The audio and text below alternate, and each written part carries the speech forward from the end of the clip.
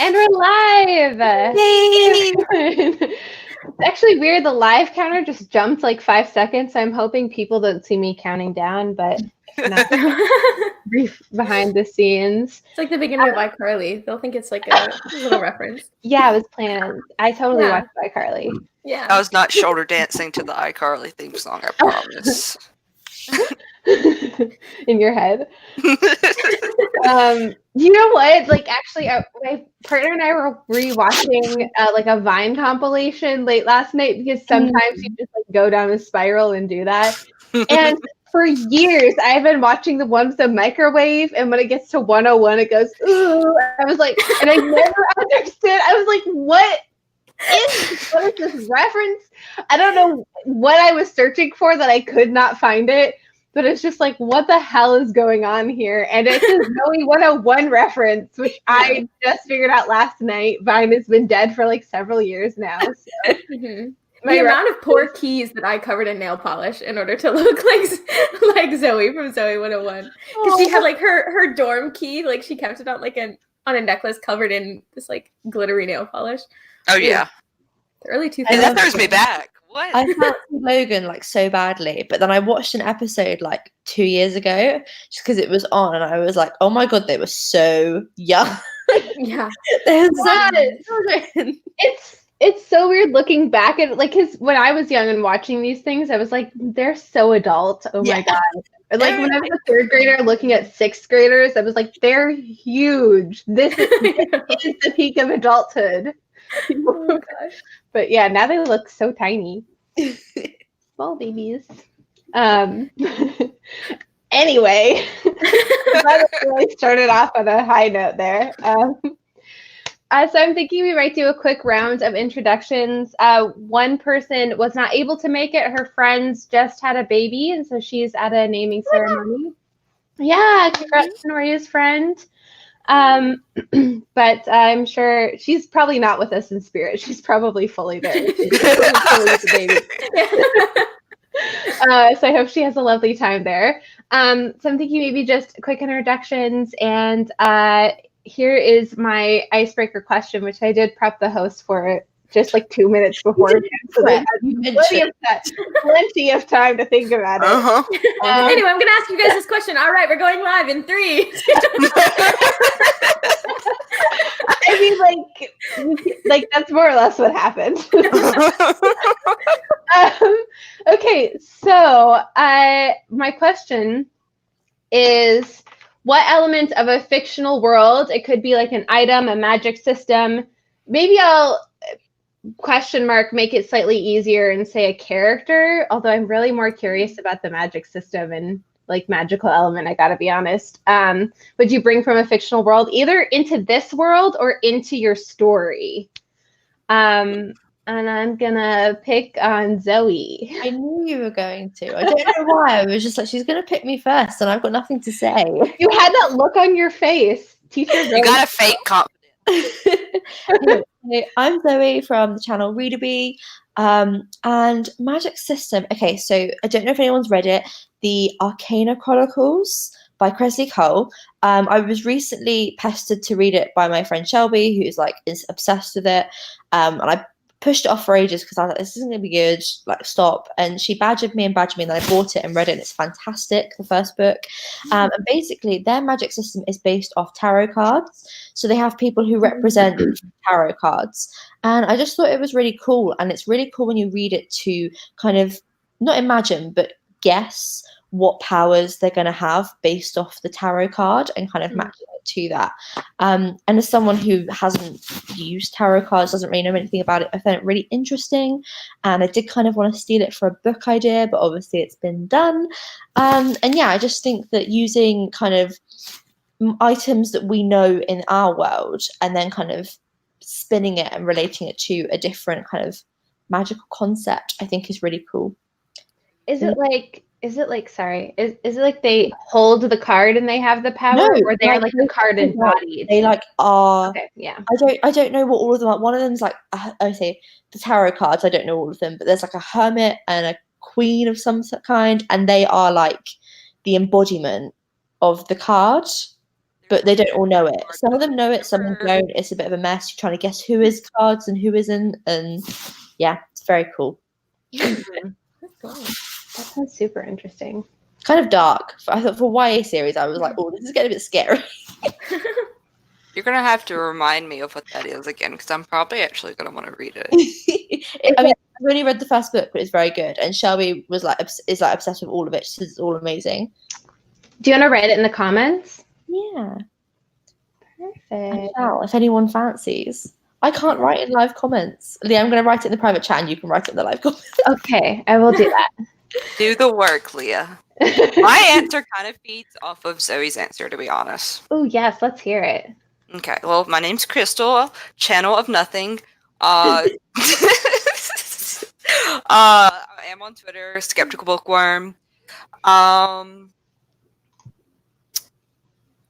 Both of this, it's going to be a long answer because it's going to answer all your questions. The book that I'm referencing is Truth Witch, which took a lot of heavy influence from Avatar: The Last Airbender. I have elemental magic in my book. I want elemental magic in the real world. That would be badass. I would be a dope-ass firebender. Or an airbender. I don't know, whatever.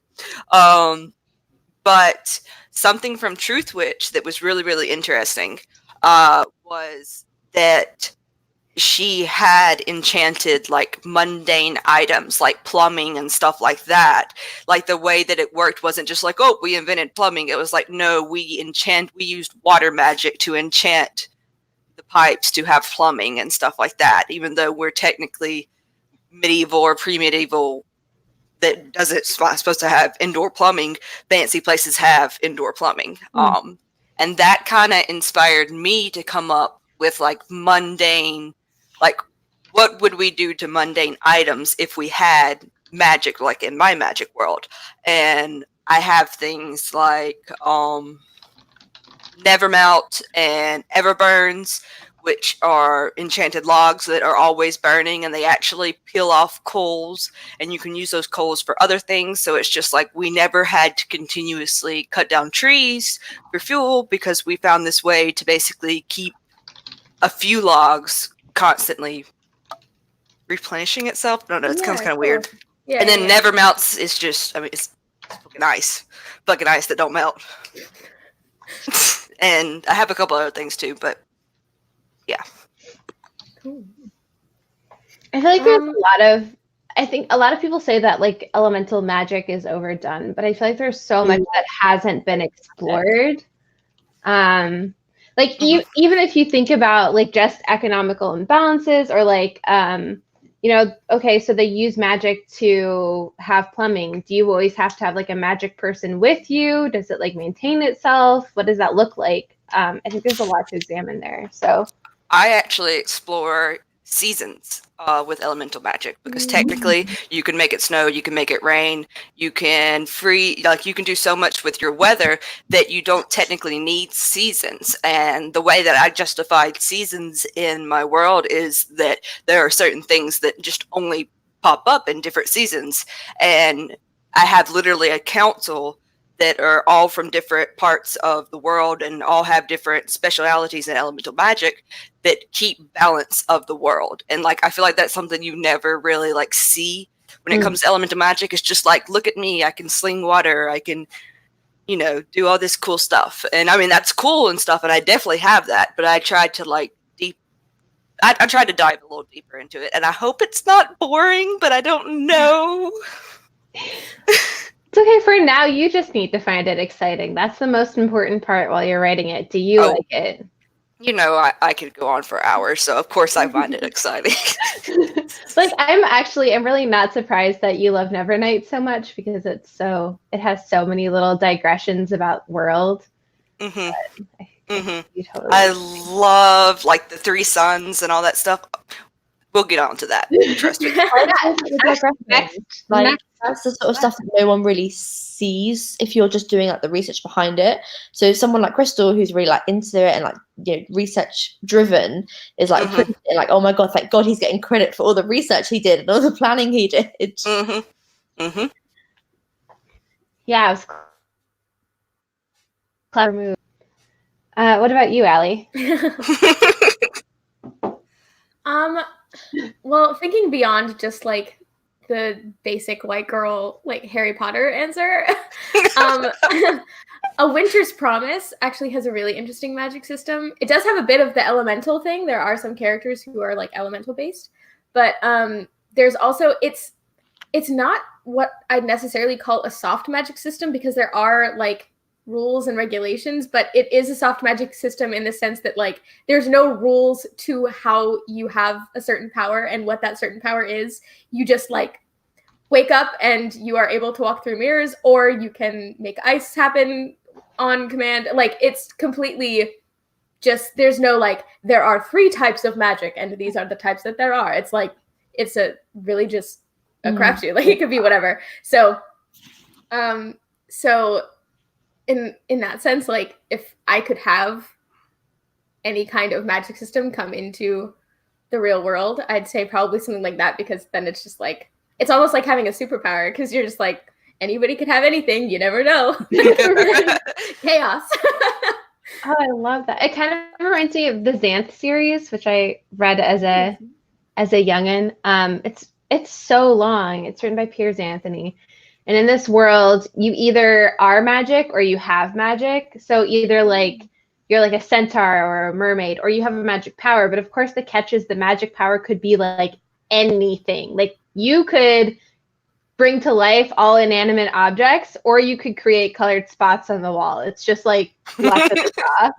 And one of the characters, literally, that's all they can do is create like random colored spots. The thing is, I just know I would have some bullshit power. Like I would be the person that had colored spots on the wall, and then I'd have to be like dodging fireballs all the time. And just I can untie and tie shoes with my mind. That's just it. That's it. Yeah, very limited telekinetic power. That one thing. It reminds me a little bit of My Hero Academia, because that's kind of a similar thing. Like the main character's mom is just like, I can lift a small spoon. You'd be lifting every single spoon at every single opportunity. Like, Oh, that reminds me of we're going back to Avatar: The Last Airbender, when he's like all excited because he can make those pebbles go around in a circle. Oh gosh, amazing. I guess that leaves me. Hi, I'm Leah. This is my channel. It's a mess, but feel free to peruse. But not right now. Please sprint with us right now. So I think I'm probably a little bit swayed by having just you're gonna find this out. I read ahead. I finished Nevernight. Oh my god. We couldn't help it, could you? Several days after this, but no, I did the same thing with Supernova. I was like, Carrie and I were going to read Supernova together, and then I had to be like Boo Boo the Fool and text her at like 3 p.m. the next day and be like, so Carrie, I read the whole book. Sorry. Yeah, and like it's so bad. Oh no. This shame. I'm sorry. I knew fully it was my fault. But I have, to my credit, I have kept spoilers out of the group chat. So good. I haven't done any of that. But yeah, having finished, I would really love to just bring Mr. Kindly along. I love Mr. Kindly. Yeah. He reminds me of like an emo Salem from Sabrina the Teenage Witch. Yeah. Yeah. Very proper too. Yeah. Yeah. Oh, Mr. Kindly. I will say I did kind of steal a little bit of Mr. Kindly. Not exact. Well, my book has shadow wolves. And my book has shadow creatures in general, which is very much like a Mr. Kindly, but just in a different animal form. So yeah, I'm always like slightly, because Jay Kristoff explores a lot of the themes in Nevernight that I'm exploring in my own book, and now I'm just like, man, everyone's gonna think I got this from Nevernight, and I have no idea this is even a thing, but he does it quite well, so I can see why. Allie, how far are you now? I am probably the same as Zoe, honestly, because like full disclosure about my writing, I have been having a rough time. Just because I realized I was like really terrified to actually start writing the third draft because it's the thing that I have the least amount of planning for, and it's the thing that like I'm most anxious about, I guess. Not that like I don't think it's good, but that I just don't want to have to write it, if that makes sense. No, I get it. Yeah. And so like these past few days I've been doing a lot of like stereotypical staring at the computer screen and like saying why to myself. But I do have it. I still have it on the ebook, but I read about, as far as Zoe, I read like a good chunk into it before I put it down before and then came back to it. So I still have like vague memories of the things that happened, even though I'm going to like go back and reread them later. So I haven't been spoiled for anything. Everything that's been said is safe. Okay, great. Yeah. I mean, I don't think we've said anything. Yeah, I don't think there's been anything spoilery. Although, yeah, if anyone's watching this, we are having a live show where we're going to be discussing this in early January. I decided to torture all of the people in the chat and make them read all 3 books before January, and they're doing it presumably because they like me. But no, also it's because of the books. Sure like the books, yeah, probably more the thing. So liking you is just a bonus, okay? That's good. I'm glad that you like the books first and then me second. That's actually how it should be. I don't want you to torture yourselves by reading books. Okay, I want you to torture yourself by writing books. I think it's probably time to do the first sprint. How about a warm up for 15 minutes? Sounds good. And we can get started. What? Crystal did like an unironic finger gun, so I was like, okay, let's get started now, and I'll see you back I think at 43 if I've done my math correctly. Do you guys want me to mute my aggressive keyboard typing? Yeah, let's mute the chat. Okay. All right, see you in 15.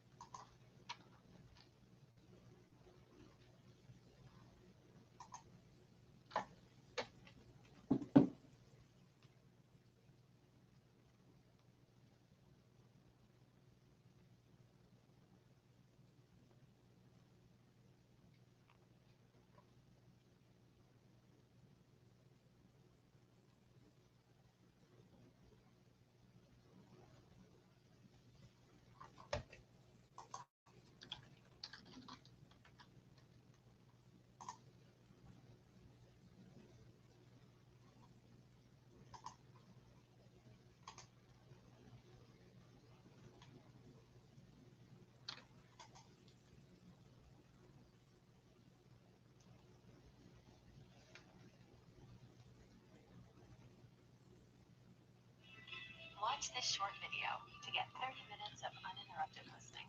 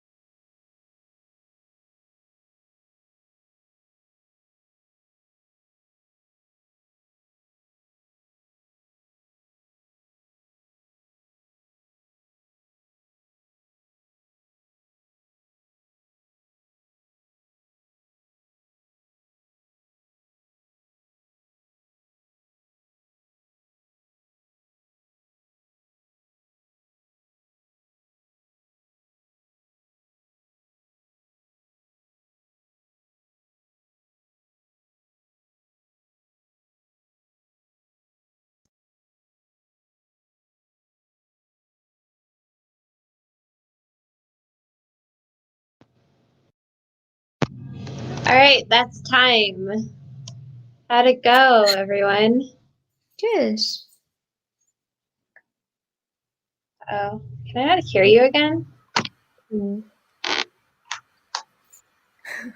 So I'm sure we were all focused on writing, but it was funny because my dog has been freaking out this Okay, entire can you try time. talking again? Oh, we were talking. Could you not hear us? No, Oh no. absolutely nothing. That is not good. Why is this so dreadful?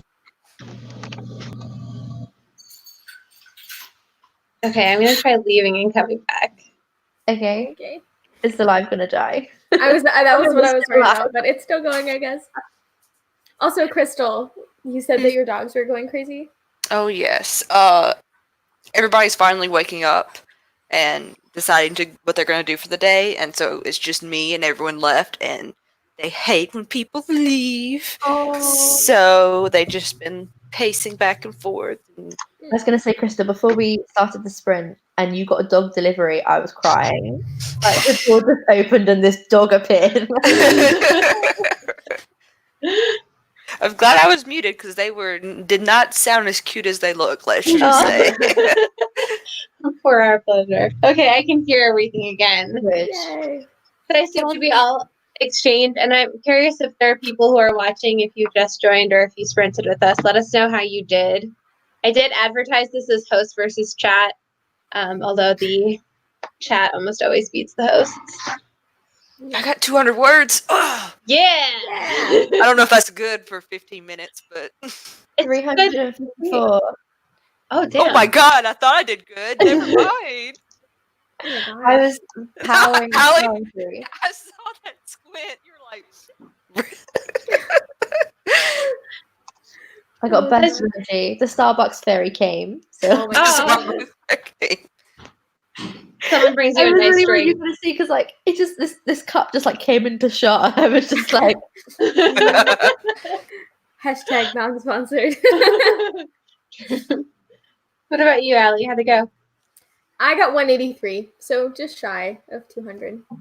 you said that mine was good. I don't know what I'm writing, so technically, like, I'm mine's really just- pantsing the scene that I'm writing right now, though. Like, I'm channeling your energy, Zoe. Like, I'm just like, I'm gonna go and see what happens.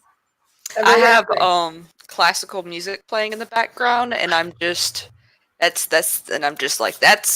my planning right there. Classical music in the background.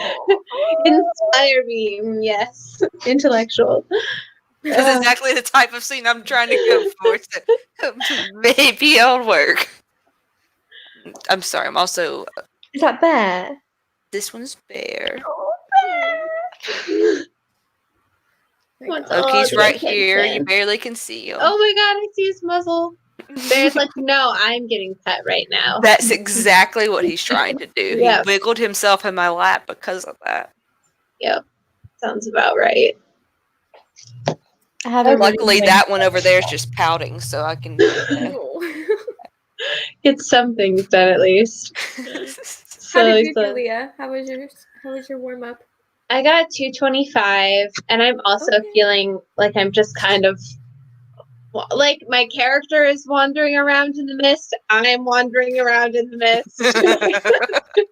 That's the feeling that's happening right now.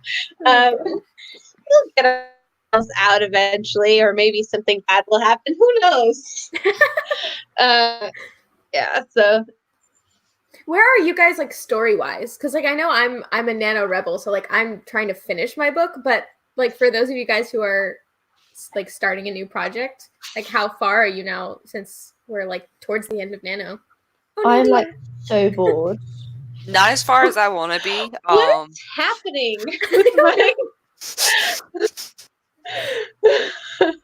When you said something bad would happen, I thought you meant in your story, not to the stream. I don't know what's going on. I don't mean to be disruptive, but do we want to do like another 20 minutes? Yes, but first I want to hear how far you guys are along in your stories, because you probably couldn't hear because of the buffering, but I couldn't. yeah, you're fine. because like since I'm nano rebelling it up, like I'm trying to finish my book for NaNoWriMo. But for those of you guys who are like actually starting a new project, I just wanted to know, like, since we're kind of near the end of Nano, like, are you guys just getting as far as you can get with 50,000 words? Are you trying to actually finish it? And like, if so, like, how far along are you guys? Zoe. Zoe just shakes her head. I have Cool. like 4 chapters at the beginning, and then I have just messes of scenes going through where I'm getting bored. I'm so bored right now because I'm writing about my main character who has no abilities whatsoever, and she's like the useless human. So like everyone else is doing great, everyone else can do stuff, and she's just there like, well, I'm useless, and I'm annoyed. I wanted to be a lot further along than what I am. I knew that because this is like my draft 0 or whatever you want to call it. I knew that it wasn't going to. I knew it was going to be over 50,000 words, so I wasn't going to finish draft 0. So that was like my intention, was to try and finish. I was being ambitious, like a slithering, I guess. I respect that. But I'm in second act. Okay, cool. What about you, Leah? Well, I've been writing out of order. So like I have a little piece there, I have a little piece there. I wrote the ending for some reason. I don't know if it'll stay. But Tell me how. How? I don't know. It just felt very clear in the moment. But now like the question is like, how am I gonna get them there? And like, because in my head I'm like, yes, this is resonating, this is powerful, and then just like if I don't get them there, it'll flop. So hey, it's the light at the end of the tunnel. You're okay. Just keep going towards that light. Gotta make it. It's okay if you trip over the rock in front of you. Just get back up. You'll be fine. Many rocks. That is my rating process, really. It's just ripping over things. Gosh. Yeah. So it's hard for me to say, but I feel like the first act is pretty solid. The second act is always a mess. Mm-hmm. And the third act is kind of also a mess. So that's what's going on. My second act has interesting things, and it has plot points, but I always have this fear of, whenever you read a book and you don't know exactly what's going on, and like after you finish it, it all makes sense, and you're like, oh, that was a plot point. I feel like that's kind of like the way that I'm writing right now, and I'm so terrified that it's not going to come across, in the end that way. And I mean, it's draft 0, so just right, Crystal. It's okay. God. That conversation, I think we've all had that in our heads so many times. This is not the time to just kind of write the words. Yeah. It's so hard though, because you want it to be good. You want it to be as soon as you finish. As soon as you finish the first draft, you're like, oh, this should be amazing. Like, this won't be rejected by anyone. Yes. I sometimes think about Ninth House. This isn't exactly a spoiler. There are like all these different like cults, and there's this cult magic, and there's one scene where someone does some magic to like write a bestseller that's going to be like the effect, and the ink just is like flowing out of them into a book, and I'm just like, yeah, I'd do that. Can I change my answer from the warm-up question to that, please? Thank you. Yeah, I just got it fully formed and ready. Like I was like, you can tell a writer made up this magic system right here, because she knew what she was doing. Really, it was like, this resonates. I can see why people turn dark now. Like this right here. That's why. I will also cut myself and pray to the gods that shouldn't be prayed to get this book written. I just know that's going to be quick. Because of my backgrounds, like studying political science, I'm constantly like, how could this be quoted out of context? And this really could be quoted out of context very badly. 2030, when you're in your presidential candidacy, you're running, and they're going to have this one clip where you said you prayed to the gods that you shouldn't have, and they're going to be like a smear campaign from the Republicans. She's a Satanist. Satanist. Not put this woman. Sorry. Yeah, I love you, Republican. But fortunately, I'll never be doing that, so I think I'm safe. Sorry. That's fine. But yeah. Okay. Do we feel like we're ready for another 20-minute sprint? Yes. Here we go. So I think we're gonna meet at 24. I really gotta stop doing these random ass times. Just for do us 25. today. We can do an extra minute. It'd be all right. Okay, great. Let's do 25. All right. See you at 11:25 or whatever time it is where you are.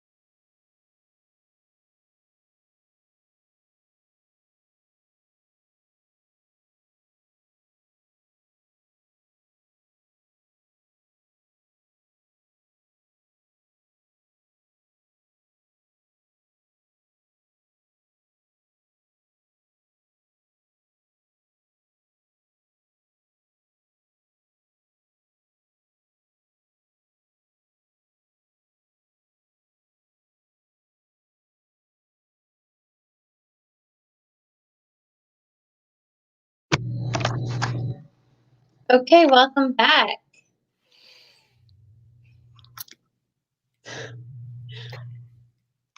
How's it going?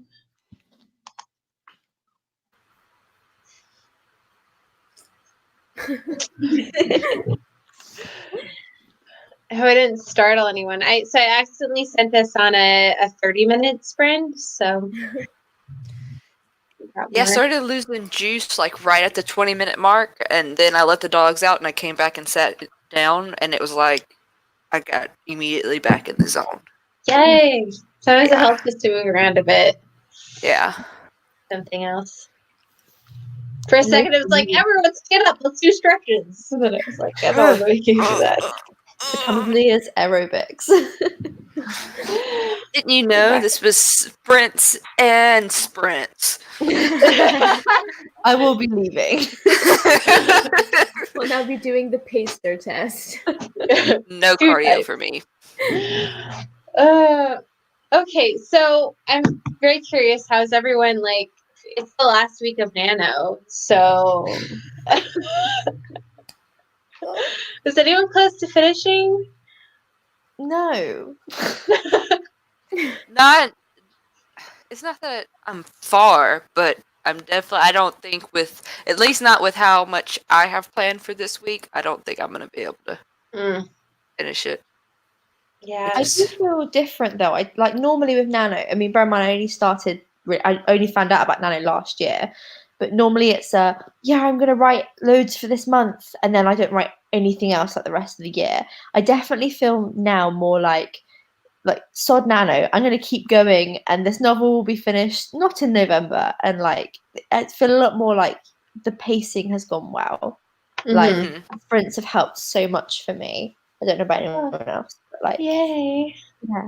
Yeah, that reminds me, actually, like, short side note, I saw a tweet yesterday that got me fired up because this guy was like some tweet was like just kind of respectfully saying that they just don't think NaNo like is really helpful as writers, whatever. He was just like, which is fine, like you can have your opinion, but somebody in the comments of that tweet was like, NaNoWriMo is a NaNoWriMo is a gateway to bad writing. It's just for hobbyists and people who think there's a shortcut to talent.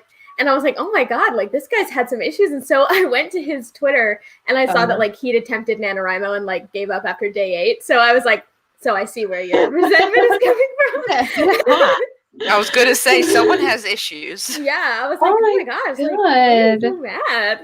But I see it as a bit of fun, like as a if you want to be a writer, like seriously, I see it as a bit of fun for people who kind of like me. I suppose I was writing when I was a little younger and left it, like completely neglected it, and it's made me want to get back into writing. And then even if you're just a hobbyist as it is, like why not? It's creative down. Like there's nothing wrong with just writing for fun. This idea that if you write you have to be super serious about it. No. You're not that's monetizing that's monetizing your hobbies, and that is capitalism at its worst. Oh gosh.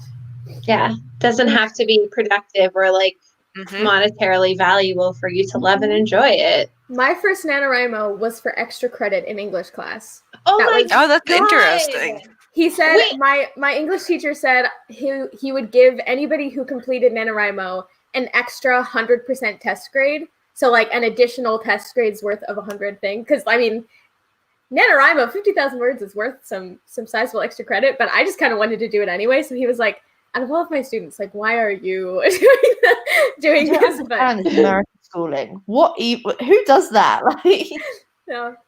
But that's how I found out about NaNoWriMo, was from my freshman year high school English teacher. So oh my God, I love that. In school, they'd actually been like, oh, there's this thing called NaNoWriMo and you can write the novel, and if you do it, like we'll do it as like a class project. And I would have loved that. No one told me about NaNoWriMo. I just found it randomly. Oh, really? Yeah, he had a little thing. He had a little thing in his room that was like the little rip off a piece of the paper, and it had like the NaNoWriMo website on it. And so I saw it in his room, and I was like, "What's this?" And he was like, "It's an extra credit opportunity." And he like told me about it. All I had to do was like print out my certificate of winning. Yeah. And then he gave me an extra 100% test grade. So, but yeah, like seriously, like having a teacher tell you about it. Otherwise, I don't know that I would have found it until I like joined. Mm-hmm. I was literally told about it last year, like October 29th. Someone was like, "Oh, you're right, do NaNoWriMo." And I was like, "Yeah, I couldn't write a novel in 1 month, like 2 days before it starts. It'll be fine. Yeah, totally. Nothing will go wrong. Everything will be great. I feel that. See, none of my like high school English teachers were like the writer English teachers. They were the they just enjoyed literature English teachers, you know what I mean? Right. Or at least that's how they perceived or how they, you know, taught at least. They never tried to. I had one teacher in middle school that like it was the only teacher that ever gave me any type of like praise towards anything. Like I've always been like, "Oh, Krista, you're good at math. Like, great, whatever. You're not going to do anything with that." But like I had a middle school English teacher. We did journals, and then we always had like specific topics that sucked, and then occasionally we had free writes. And every time I had a free write, it was like writing about what book I want to talk about right now. So, and occasionally the teacher would read it, and she told me that like she specifically only read my free writes because she wanted to like see what I was working on, and yeah, and she said that she really wanted to see me go somewhere with it. But that was middle school, and then after that, whenever I got into high school, it was all just like strict classical literature, and you know, I went through AP classes and stuff. We will be reading the elements of style. It's not at all boring. Oh gosh. Yeah, I Yeah. had a similar experience, honestly, as far as teachers go. Mine wasn't so much middle school as it was like freshman and sophomore year. Especially freshman year was when I had like all of my teachers decided that year that they were going to be just like really complimentary towards me. I don't know if like I just had a good year, but like I had a history teacher who we had to write a Greek myth. We had to like find something in nature and then come up with a Greek myth to like make sense of it. So I took like river rocks because my grandma had a bunch of them in her house, and so like I made this whole myth of like the first water nymph like hand sanding down each stone to save the fish that were swimming in a stream near her house or something. And then Poseidon was like, "I'll make you into a thing." It was like a pretty stupid story. It sounds adorable. It was like a little wholesome Greek myth, which you don't find many of. Yeah, no. But you were like, I see that there's an imbalance here. I will help you out. Exactly. Saw a gap in the literature. Yeah, we need some more pure content here in this Greek myth. But yeah, my history teacher, he was like a very kind of dry, sarcastic type. And so he just gave me my paper back, and he just like in the most deadpan voice was just like, "Let me know when you become a published author," and then like walked past me. And I was like, "Oh," like you did not say that like it was a compliment, but like clearly you meant it that way. So I was like, but yeah. So, but then you're right. Like as soon as you get into the AP classes, they're just like, let's read the Scarlet Letter and not talk about anything besides the language, and like that's how to analyze it. Yeah. My AP teacher had a miniature guillotine that oh my god, I guess students in the past had built, because every year we would read The Tale of Two Cities. And so whenever we read it, she would have this little contest where people would bring various household objects, and we'd try to cut it in half. How did your school let her keep a guillotine in her room? Oh my god! Guillotine. I think she only had it part of the year. Like she'd bring it in and be cut. Oh my god! And students behind the door that was open whenever the principal came in, and he just never saw it. Maybe the principal was secretly like, "Yeah, down with the bourgeoisie." I don't know.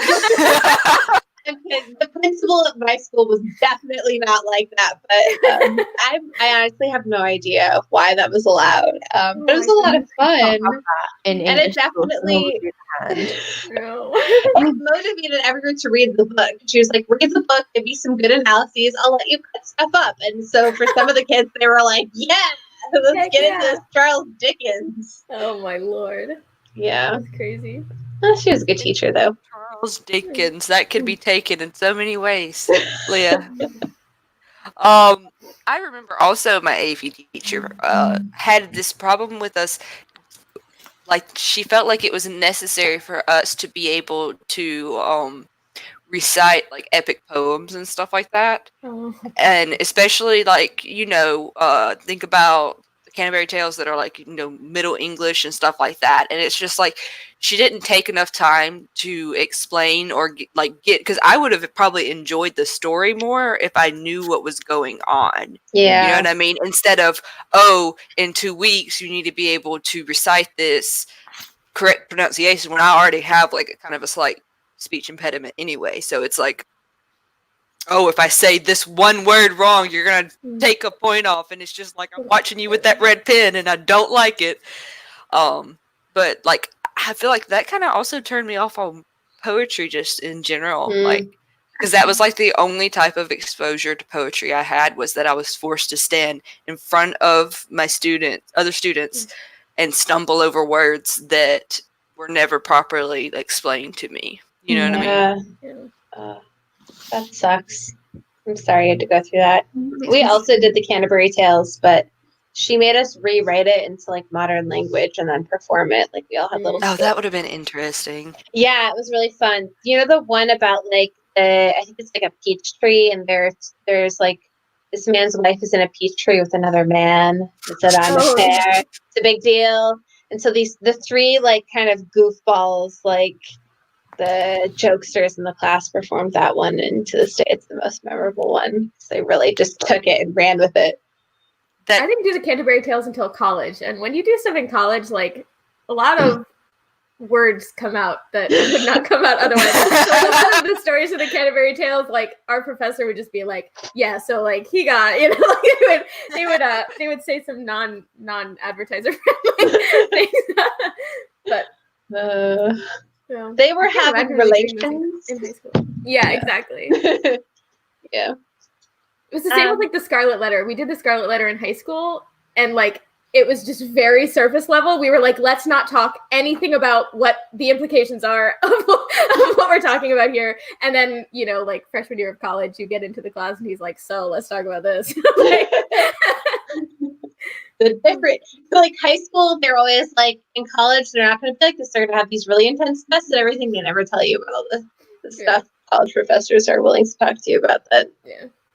Yeah, high school teachers just aren't. Was it called, was the play called Medea? Do you know which play I'm talking about? Or was it that just a character? I think it was Shakespeare, right? Medea was like the witch.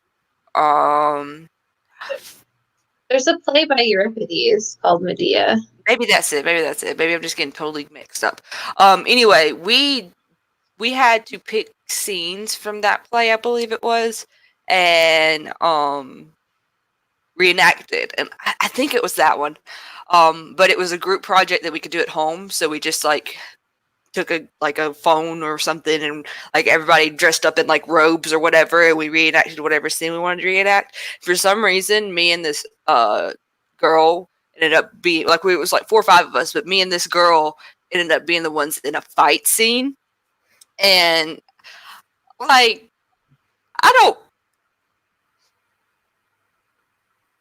I'm a nice person. I really am a nice person. I don't want to hurt nobody. But they said a fight scene and they said we were acting, and I made sure that I didn't hurt her.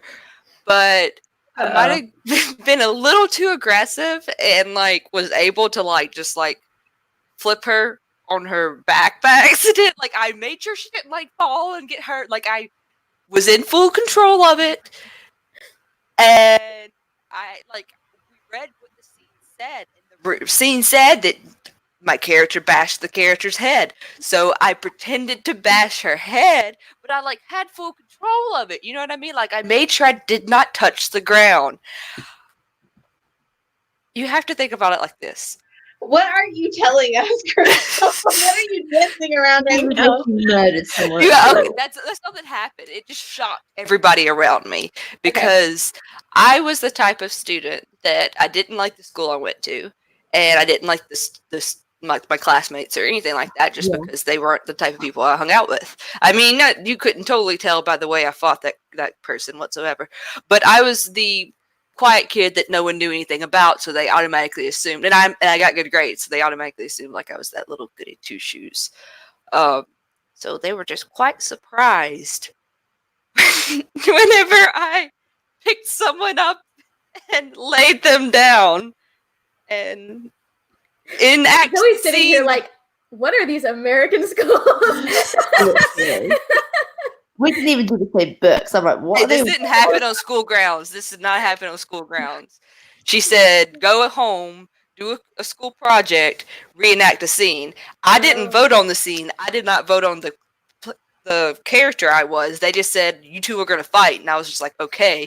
I just was imagining you and this girl, like you just pummeling this girl in the middle, like of your classroom with like your teacher and all of your peers watching. Me too. I realized it was like, No, oh my god.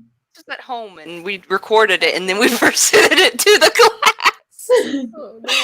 And I just kind of sat there in the back like my quiet self, and then everybody just saw, and they just kind of turned and looked at me, and I'm just like, Oh gosh. You saw the tape. nobody fucked with me. Let's just say that. Yeah, they're like, no comment. Okay. So we don't get pummeled by Crystal. How about we do another 15 minutes? I'm never gonna do that to y'all. I love y'all. Kidding. Crystal wouldn't hurt a fly. No. Unless she was told to do it in the scene. I'm kidding. Okay. Magic, and then I take the theater seriously. Yes. Right. Okay. I fully trust that. Do you want to do another 15 minutes or another 20 minutes? 15 would probably be better for me, especially since, is it one of you leaving in the next 20 minutes? Yeah, I have to head out at 12, but you guys can like keep going as long as you want. Yeah, we could do like 15. That way you had a couple minutes to be like, hey, bye, I'm leaving. And then we can do like a longer sprint if you want to after that, Leah. Okay, sure. All right, let's get started then. And I guess I'll see you back at 58. Somewhere around there. Yeah. All right, see you in 15.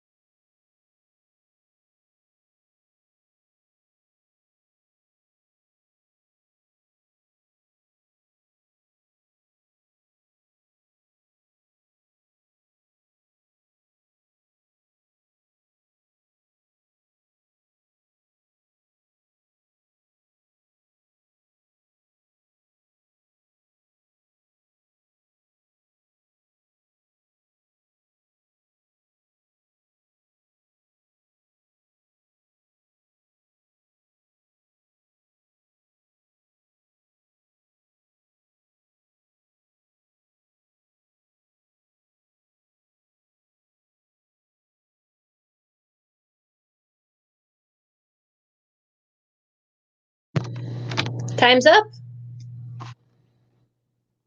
Welcome back. Our second to last sprint. So I'm really curious. I know I asked about NaNo, but I'm wondering, like, what are your goals that are not word count related? Like, what is the thing that you're excited to achieve in the story that you're working for? What's the best possible thing that could happen in the last week of NaNo? Finishing the book. You can do it. How close are you? I think I'm gonna have to go into December, but I've like, in addition to NaNo, I've been doing like those weekly writing vlogs on Wednesdays. So those have also helped keep me motivated. So even after NaNo ends, I'm hoping I don't get the like NaNo hangover. Because if I force myself to keep making the writing vlogs until I finish the book, then even if I have to write into December, then hopefully it'll keep my motivation up. So I don't think I'm going to finish the book in November. I think I am probably going to still get to 50,000 words if I push myself. But as for like actually finishing the book, probably not until December. But I am going to riot if I have not finished a draft of this book by this year. So you can do it. We believe in you. Yes. That was so wholesome, Zoe. We do, though. What about you, about Crystal? No, let's hope you're gonna Zoe next.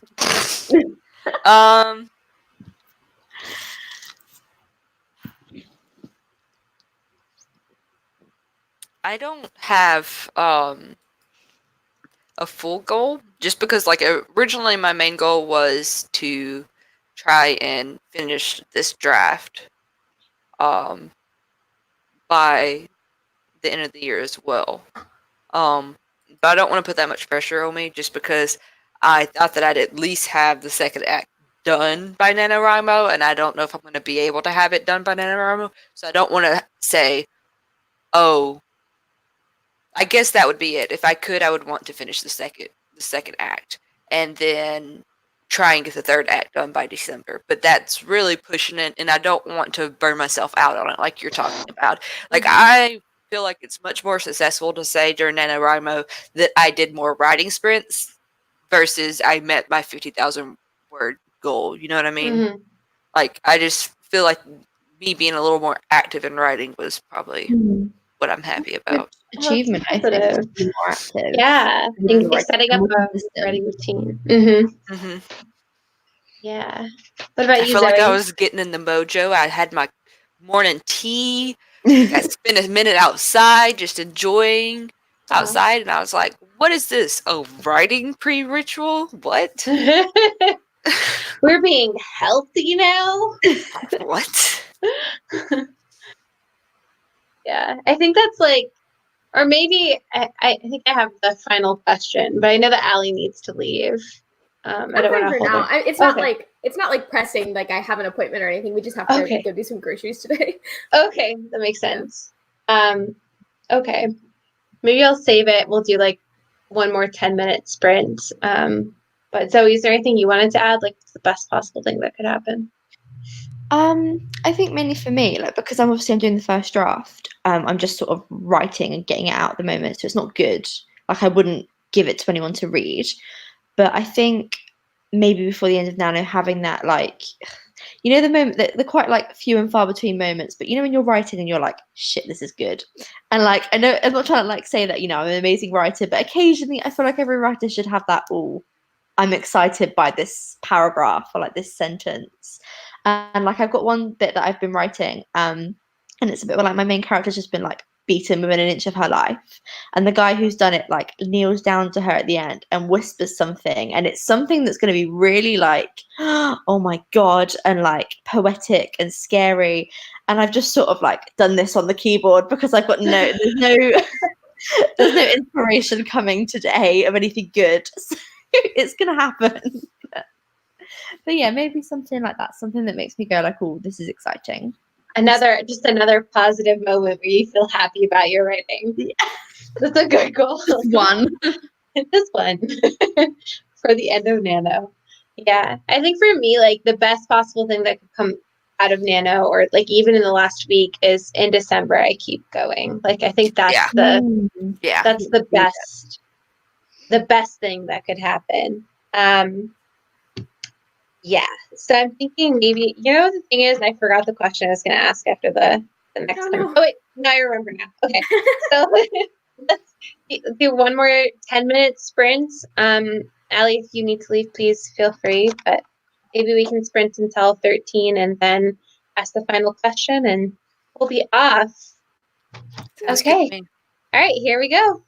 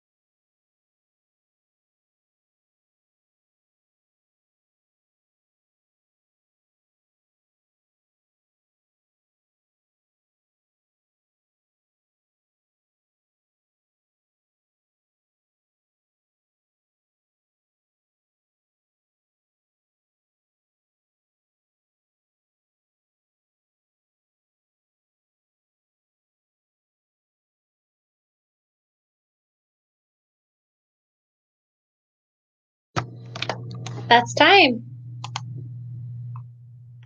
That went really fast. Yeah, 10 minutes is super fast. It's there in a minute. Especially after a 30-minute, it's like Yeah. nothing happened. Felt like you barely settled in. Yeah. Yeah. How many words did everyone get? 1,300. Wait, in 10 minutes or total? Oh, total. I thought you were talking total. Sorry. I was like, I thought you were that's talking total because it was the end. I have no idea where I No. was before. Actually, that's a great question. How many words did we get total? If you can calculate that. I keep hitting my desk. 2,000. Ooh. Whooping that shit. Nice. Where I use it. You're like, I have no inspiration today, and then meanwhile you like have the most words. Yeah. I thought I seriously said that 1,300 like proud, and then you're like 2,000.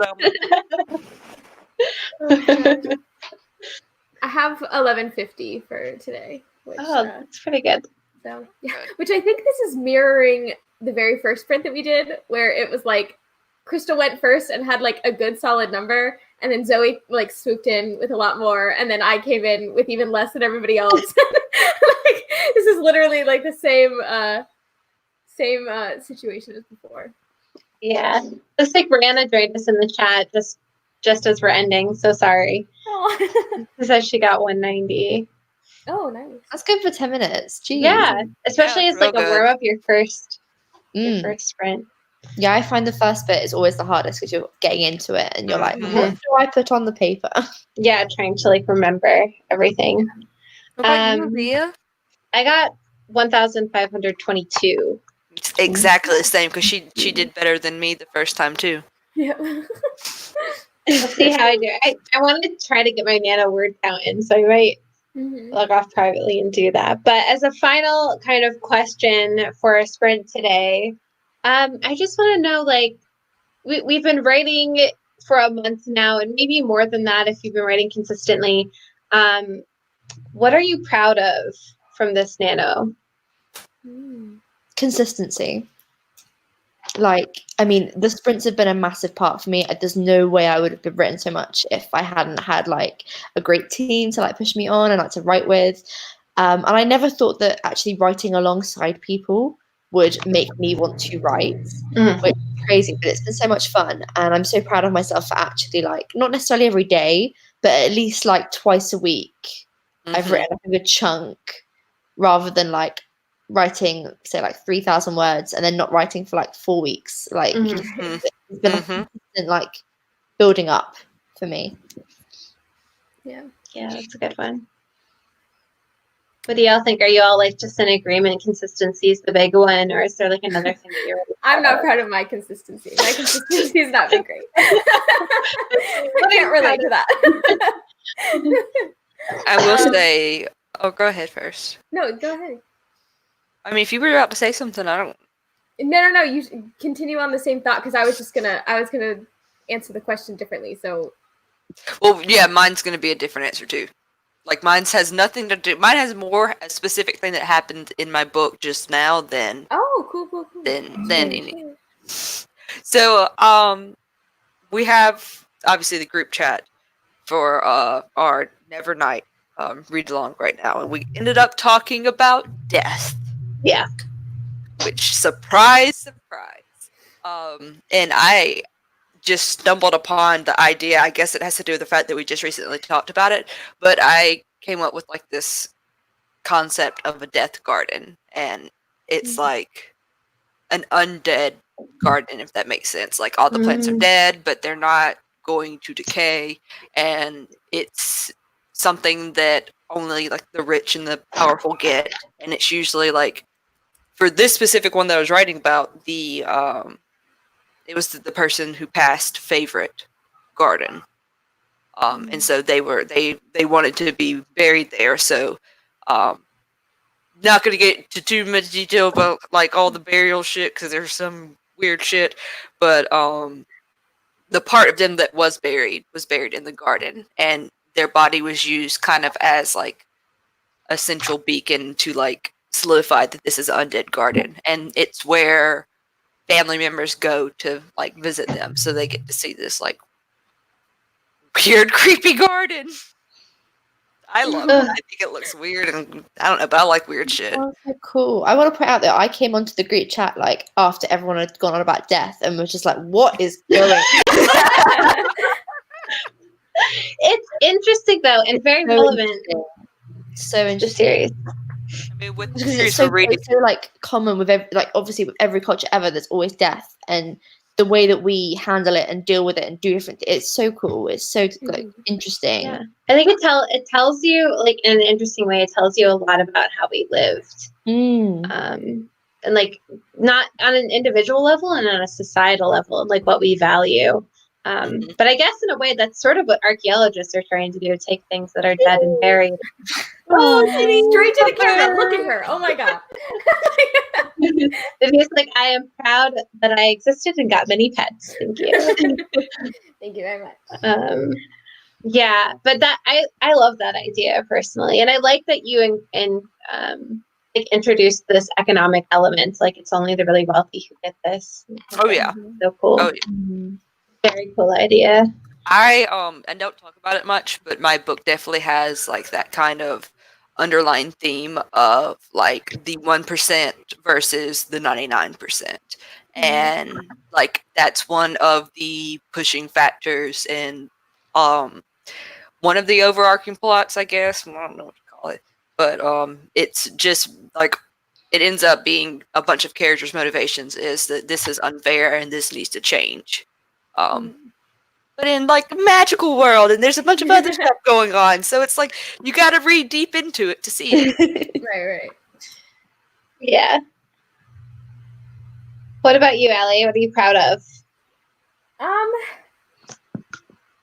I guess like to talk more recently, like I said, I don't remember if this was before we went live or after, but it was somewhere near the beginning of this conversation. I was saying that like I was really kind of struggling to get into the third act because I was just really like nervous about it and anxious about it. But like 2 days ago, I just kind of bit the bullet and I went into my Scrivener document and wrote notes to myself of like, this is what's happening in this chapter. This is what's happening in this chapter. And I've still struggled to like write fully chronologically, which wasn't as hard to do during the first and second act. But like right now, I've just been jigsawing a lot. But like I'm finally to the point where I'm like not terrified of the entire third act anymore. I'm still a little bit terrified of like writing the climax and the resolution and stuff because I want to make sure that it like works well. But as far as like the build up to that, I am a little bit less stressed about that now. So yeah, that you're removing some stress. Yeah. Or maybe it'll just be like a motivational train, and you'll get through that like build up, and then you're like, "Fuck yeah, to get this climax." Let's do it. Okay. I'm always bringing back Shia LaBeouf to the live stream. Do I remind you of Shia LaBeouf or something?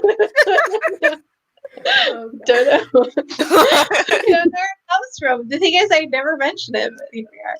Oh yeah, Brenda says she's terrified of her third act as well. Oh my gosh, yes. I'm glad I'm not alone. Scary. It's so scary. Endings are so hard. It's like, because I partly wonder about like different authors who pants, and I know J. Kristoff pantses, and like it can be really, in a sense, easy to just create endless problems with your characters, but the problems have to go somewhere. Like they have to all tie up in the end. That's just so tough. I just want them to go to their room and be like, nope, there's too many problems. I'm going to sit here, deal with it. Until they go away. Ignore it. I do remember J. Kristoff actually having an interview about his pantsing, and like he does the whole like just it as it is, and then like he says usually towards the end he has that epicness that he wanted because the story changed that it was going, and then he just says fuck it, let's just go back from the beginning and like make this shit work. Let's just change this and figure out how to. Yeah, I guess he's also jigsawing, so you're just like J. Kristoff. Also great. Yeah, I think I'm also personally proud of just like getting up and writing, even again, like in the chat, I said, even if you don't feel like it, just doing it feels good in the end to know that you put the work in. So on that note, I want to do one small plug for the book club that we're doing for writers called Writers in Progress. Every month we read at least, I want to say like 1 to 2 books around a theme. And this month I was really curious about trilogies. I wanted to hear what makes a good trilogy. And so to test that out, instead of having everyone read 2 trilogies, I'm just having them read 1. And that is the Nevernight trilogy. If you've read it, haven't read it, please feel free to join us either in rereading it or just join us the first weekend of January for our live stream discussion. And I have 2 of the hosts with me right now that are pushing through it. And Zoe's also joined us and is reading with us in the group chat. So let us know. And I think that's everything. So I think we're gonna end this sprint. Thank you for joining, and thank you to all the hosts for joining and sprinting with me. Yay. Bye.